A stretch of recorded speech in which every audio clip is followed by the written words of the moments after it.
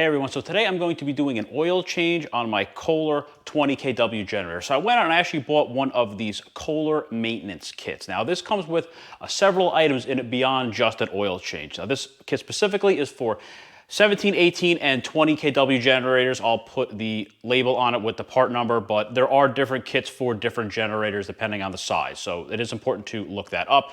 This kit comes with 3 quarts of oil, even though the engine only needs 2, but I'm glad they come with an extra one. It's always good to have extra oil in stock. It comes with an oil filter, an air filter, and 2 spark plugs, since this is a 2-cylinder engine. Now, I haven't reached the necessary hours to do the air filter and the spark plugs yet, but I figured it's just easier to buy the kit, and I'm gonna have to do it at some point anyway, so why not have it in stock? I'm very big on having maintenance items in stock for something as important as a generator for your home. You never know when that big power outage is gonna come from a multitude of reasons, whether you have branches go down, take out wires, power could be out for days, big storms, whether it's hurricanes, blizzards, you never know for sure when that big power outage is gonna come. So always have, my opinion, at a minimum, extra oil and an extra filter in stock, because if you end up running the generator for days or weeks, you're probably gonna have to do some maintenance during that long-term power outage. So to have these in stock is very important because everyone's running out and looking for this stuff when a big power outage comes. So if you have it in stock, you're good to go. And in my case, now I have an extra air filter and 2 extra spark plugs. So if I really start racking up the hours or when it's time to do some maintenance, this is all stuff in stock, ready to go. And I always have an extra filter and oil to back up this stuff. So Kohler has made this process extremely simple. This is a very, very simple oil change. The engineers put a fantastic job into designing this engine, so oil changes are very, very simple. You need just very, very basic. You really only need one tool for this. The only tool you really need is basically some sort of wrench to get the oil filter off. You're gonna need a funnel for putting oil back in the engine, some sort of waste oil container. I use this little windshield washer, 1-gallon jug I use for waste oil for various engines around my home, and just have a rag just for mopping up little spills and things like that. So let's go ahead and let's get started on the oil change for my generator. All right, now outside with the generator to do the oil change, first thing we're gonna do is unlock the generator. Do not leave these things unlocked.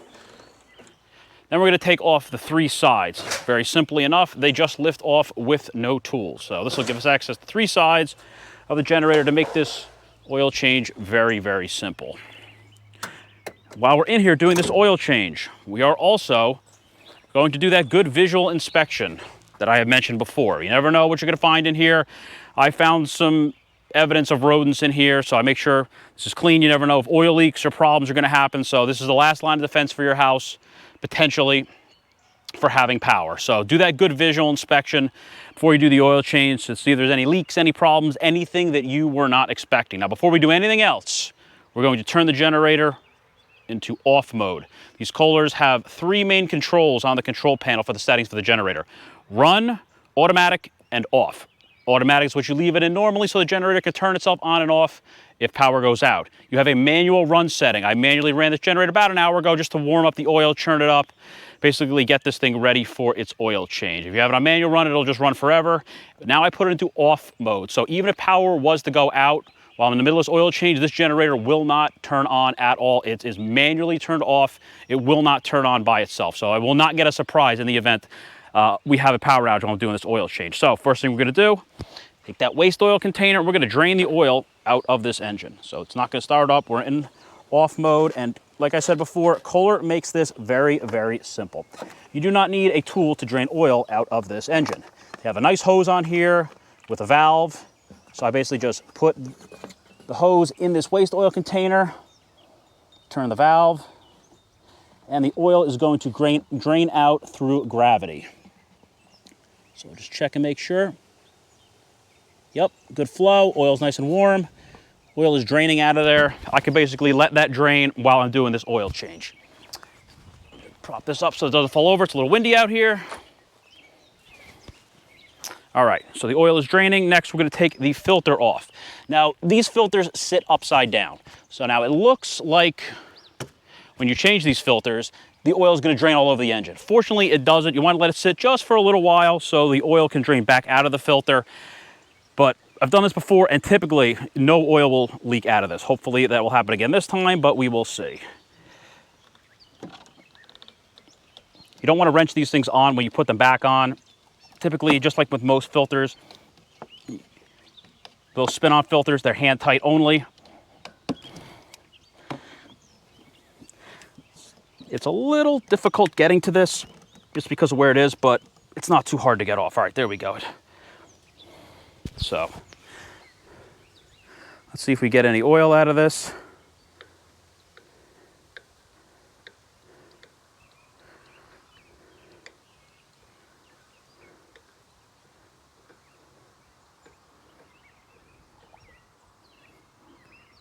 A little bit of gurgling, so I might get a little bit of a drip out of this thing, but we're going to find out in a minute.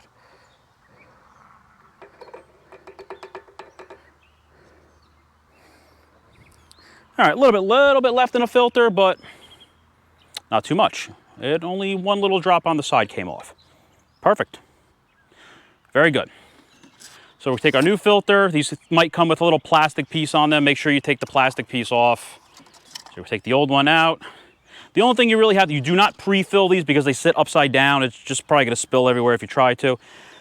Make sure the old gasket comes off. The new one, all they say in the owner's manual is to just put a little ring of oil. You can use the old oil. It's not really a big deal. This oil's not really dirty anyway. It's just kind of timed out. It's been in here for a while, so I'm sure the additives have become a little depleted in it, but not bad. So this looks good.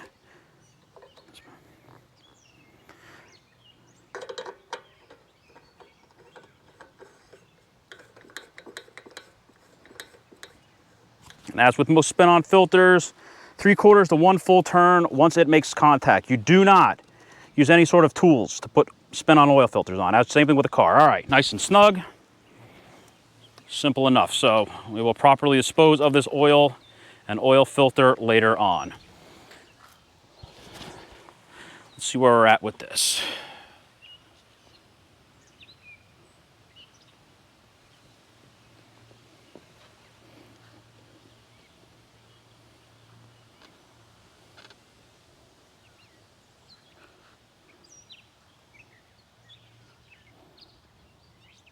Nice about having this gravity drain. You just kind of let this drain at your leisure.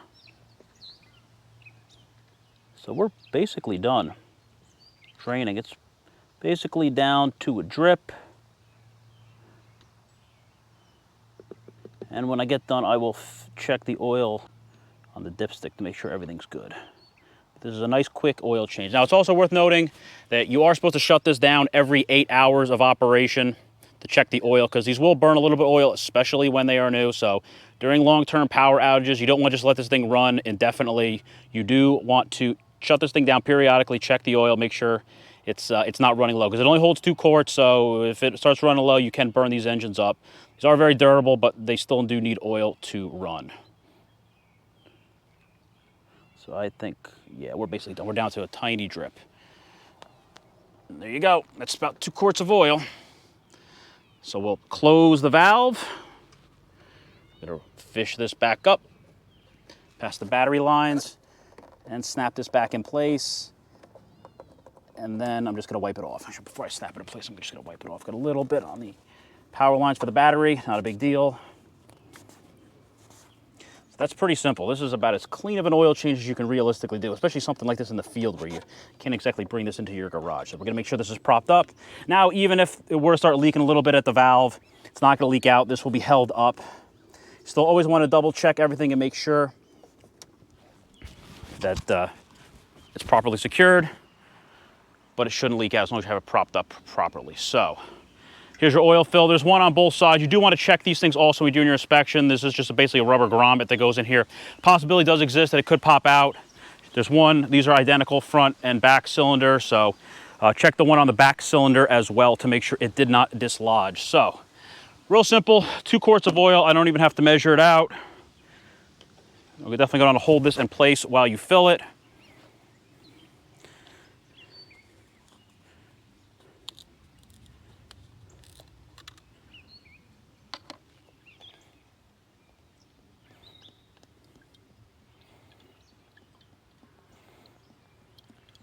I got to give Kohler a lot of credit. They made this really simple. This is not a hard job. Anybody can really do this. And if you need to do this in a pinch, in the middle of an outage, it only takes 10 minutes to do this. So the dipstick's on the back of the motor. I'll show that in a second. Also, regarding the oil used, this is the Kohler oil. You do not want to use car oil in these things. You can if you need to in an emergency if you have nothing else, but typically small engines like this take a small engine oil, which is an older standard. It has higher levels of an additive called zinc and phosphorus in it, known as ZDDP. It is better for these air-cooled engines, especially these older air-cooled engines. They afford better protection than car oils do, since these don't have the emissions equipment that car engines do. They don't need the certain lower levels of that zinc and phosphorus to avoid damage to catalytic converters. So there's a couple of companies make these if you don't want to do Kohler. I've also used AMSOIL in here before, AMSOIL small engine oil. That works very well. There's a bunch of companies make small engine oil. Check the owner's manuals. It'll have different oil grades on them. Typically it'll say on the back of the oils what type of oil, but usually these will use an older standard. Again, it says in the manual what type of oil to use, but try to avoid using a car oil. And I spilled a little bit of oil, but that's okay. Try to avoid using a car oil on these things. They will not give, it'll work if you need it. If you have nothing else, it's gonna work, but they will not afford the protection that these oils, these small engine oils specifically will. And then there's also different grades of oil. You can use 530 or 1030 in this. 530 is a little bit better for all weather, especially when it's really cold outside. It's going to start up a little easier, and the oil is going to flow better during times of extreme cold. So put that to the side. Right, that's done. I spilled a little overflowed out of the funnel. Not a big deal.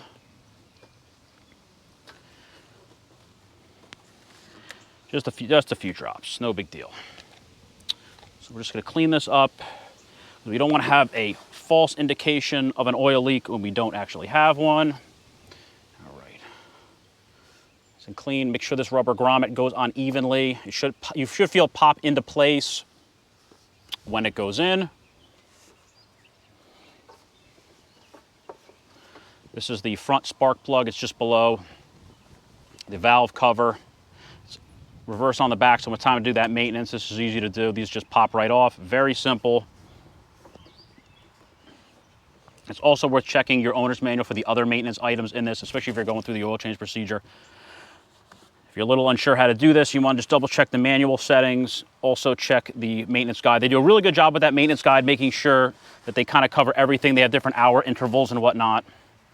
So, all right, so we're nice and clean. So, oil filter on and torqued.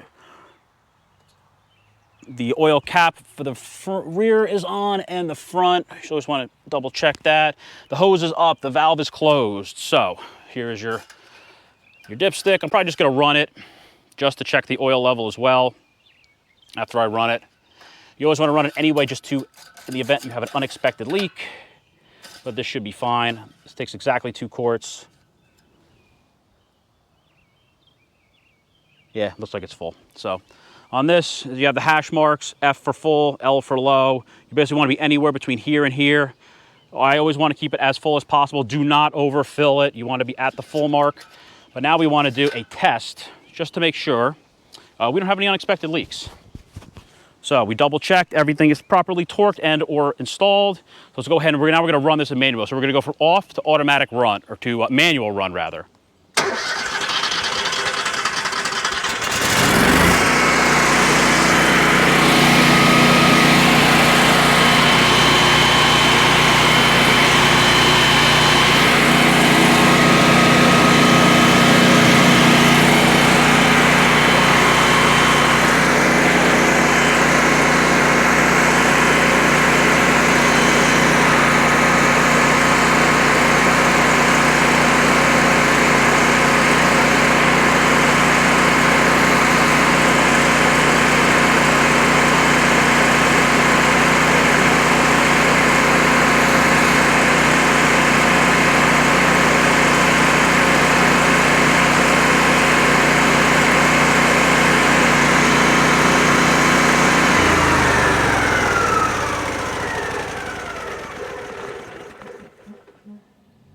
That's it. Looks good. I don't see any leaks from anything we open, nothing from here, nothing from the back, nothing from the oil filter. We double, triple checked everything. I set it back to automatic run. Now, it's also worth noting, if you're online with the Kohler On Cue system on your phone, they have an app for that. It will send notifications to your phone when you do anything to this. You turn it off, you're gonna get an email and a text message, depending on how you have the settings. Same thing when you manually run. Basically, when you do anything, it's gonna notify you, which is really good. I'm glad they do that. Even if the generator comes on in automatic mode, it's gonna send you a notification. Glad that they do that, now you know. So everything looks good. The oil filter didn't move, no leaks. Oil filter caps, the drain on the bottom. That's it. That was maybe 10 minutes, so really looking good. If you have any debris, you're gonna get a lot of debris in here over the summer, doing lawn maintenance and whatnot. You're gonna get debris and stuff in here. Clean this out. I did that before. Get a little leaf blower, blow all the debris out of this. It's very common. It happens quite a bit. So I'm just gonna let this thing sit for a few minutes. I'm going to, once again, check the oil level. It should be fine. And I now have extra oil in stock to go with the oil I already had in stock. For this, I'm gonna make sure this goes into place nice and correctly. You do have to give these a little tap to get them to lock in. Excellent. I've had a lot of people ask me about which side goes on here. This has a hot caution warning for the exhaust side, so you don't mix them up. I don't think it matters. They're exactly the same. Again, I got a little mulch in here. That's normal. It's gonna happen. That's it. That dropped right in place. Sometimes you gotta kind of line the pins up a little bit to drop this in place, but because this comes off easily, you should be doing your visual inspection quite often. Sometimes you gotta fuss with these a little bit to get them in. Sometimes one of them will miss. Sometimes you gotta push the housing into these themselves a little bit just to get the bite. So I'll just do the bottoms first, and then I'll pop them out and get the tops. That's it. We're in. We'll do one last check of the oil. The oil is, again, it's going to drain out of the filter. That is normal because it's set upside down. There are some cars like that. That's normal. So again, don't pre-fill it. It's a complete waste of time. It's just going to drain right out and probably make a mess again. So you do that nice check. You want to do this periodically, even if you don't have a lot of hours on your generator.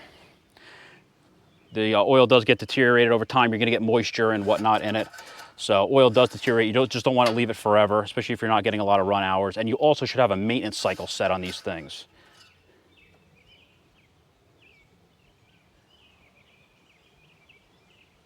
Yep, looks good. Right at the full mark.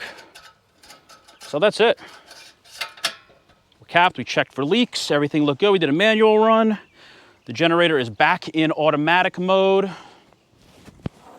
So we can close it up. Also make sure you trim your bushes, leave that nice air gap around it so this thing can breathe. It doesn't get super hot, but it gets pretty warm, especially now it's 90 degrees outside. So this thing gets pretty warm when it's running. So make sure that this thing can breathe. You don't want it overheating and deteriorating the overall lifespan of the generator. Folks, that's it. That's as simple as a oil change is on these Kohler generators. I really like this thing, glad I bought it. It makes a huge difference knowing that this is here to back me up in the event of a power outage. I make sure I take good care of it so it's always there for me. So I hope that you enjoyed the video. Thanks for watching.